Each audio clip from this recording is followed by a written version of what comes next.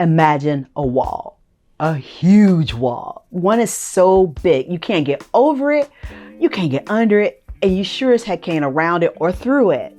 Now take that wall and put it between you and your partner, or you and family members, or even co-workers. Welcome to Stonewalling. In today's video, we're going to talk about why people stonewall.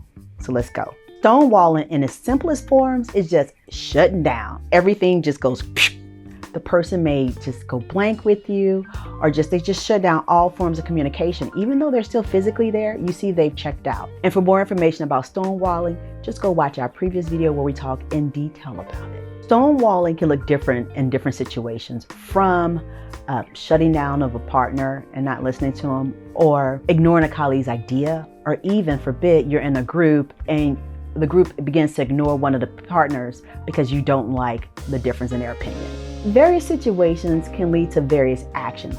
Typically, in a stonewalling situation, one of the people have said something that has triggered the other person. It could be from the tone of voice and typically body language. Because remember, in communication, words are only 7% of what's communicated, and 93% comes from your tone of voice and your body language.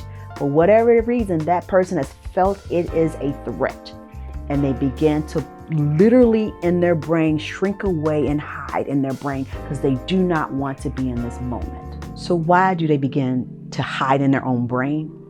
It could be a form of a protective mechanism from past experiences. It can show why they're doing it: fear of conflict, control issues. Maybe there's been a past experience that they've had, which you have triggered either by your tone of voice or your body language. You've communicated something that in their eyes is like, let's shut down, I'm in danger, danger, danger. It's like stranger danger, even though you're not a stranger, right? And so they are doing a way to protect themselves from what perceived danger they're in. Maybe their voice has been silenced. They're afraid of being shamed even further, or they are trying to avoid being punished. These are some of the major reasons why people will begin to stonewall. And another reason may be to exert power or control in a relationship. With that being said, the reason they are doing this is because somewhere along the way, they are emotionally flooded.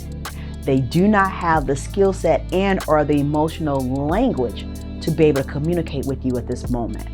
And it's going to be frustrating. It may even piss you off. But you have to remember this.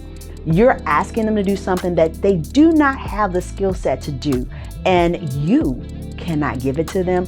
You cannot make them do it. They need professional help with someone that this is what they do, to help them be able to bring language to their emotion, to be able to communicate.